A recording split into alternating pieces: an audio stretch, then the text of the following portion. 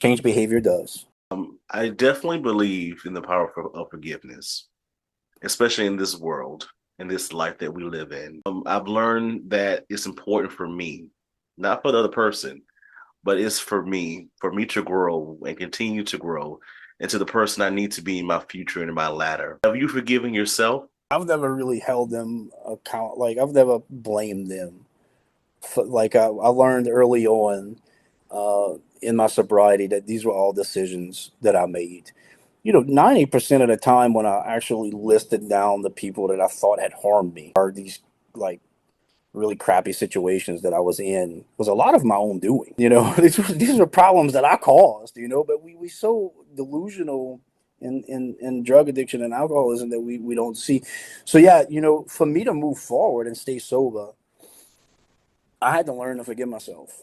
Once I realized that God had forgave me, I had to start working on self forgiveness. You can forgive a person, you can forgive yourself, but if we go seeking forgiveness, all we can do is try. Sorries don't matter. Change behavior does. We could say, what can I do to make this right? What can I do to make this right? I can't say sorry, because sorry is a word. I could my walk, change my actions. What can I do to make this right?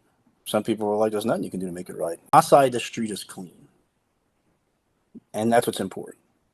Is yes, you got that stuff, that junk swept off your side of the street. Can't make a person forgive me. I can forgive me, you know, but with forgiveness, I think comes an understanding. Say that I wronged you, and I come to you and I said, "Look, man, I'm sorry. I was a drug addict, alcoholic. I didn't know what I was doing. I was out of my head." And you're like, "Look, bro, I don't want nothing to do with you." In